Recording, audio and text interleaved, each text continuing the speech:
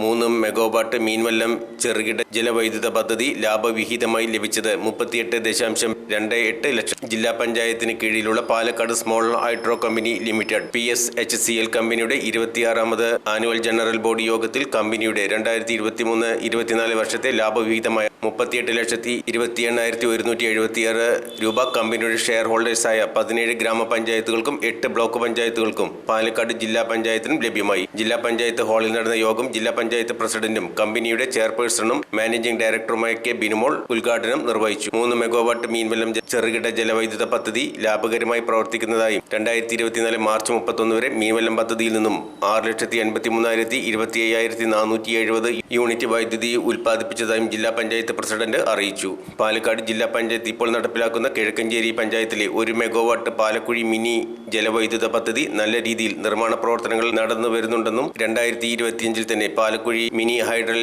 പദ്ധതിയുടെ പണി പൂർത്തിയാക്കി കമ്മീഷൻ ചെയ്ത് വൈദ്യുതി ഉൽപ്പാദനം ആരംഭിക്കുമെന്നും പ്രസിഡന്റ് അറിയിച്ചു. പാലക്കയം വില്ലേജിൽ തച്ചമ്പാറ പഞ്ചായത്തിൽ സംസ്ഥാന സർക്കാർ പുതിയതായി അനുവദിച്ചു തന്ന 2.5 മെഗാവാട്ട് സ്ഥാപിത ശേഷി വിഭാവനം ചെയ്തിട്ടുള്ള ലോവർ വട്ടപ്പാറ ചെറുകിട ജലവൈദ്യുത പദ്ധതിയുടെ പ്രാരംഭ പ്രവർത്തനങ്ങൾ ആരംഭിച്ചിട്ടുള്ളതായും ജില്ലാ പഞ്ചായത്ത് പ്രസിഡന്റ് അറിയിച്ചു. Company secretary PB Anargalakshmi report അവതരിപ്പിച്ചു. പാലക്കാട് ജില്ലാ പഞ്ചായത്ത് വൈസ് പ്രസിഡന്റും കമ്പനിയുടെ ഡയറക്ടറുമായ CK ചാമുണ്ണി, കമ്പനി ഡയറക്ടർമാരായ TR Ajayan, A Ramakrishnan, AK Moosa master, ജില്ലാ പഞ്ചായത്ത് സ്റ്റാൻഡിംഗ് കമ്മിറ്റി അംഗങ്ങളും കമ്പനി ഡയറക്ടർമാരായ ശാലിനി കുറുപ്പേഷ്, അനിത പോൾസൺ, ജില്ലാ പഞ്ചായത്ത് മെമ്പർ റിജിത് ജോസ് എന്നിവർ ആശംസ അർപ്പിച്ച് സംസാരിച്ചു. കമ്പനിയുടെ ചീഫ് എഞ്ചിനീയർ പ്രസാദ് മാത്യു, ജില്ലാ പഞ്ചായത്ത് സെക്രട്ടറി, കമ്പനിയുടെ ഡയറക്ടറുമായ M രാമൻകുട്ടി എന്നിവർ ചടങ്ങിൽ പങ്കെടുത്തു.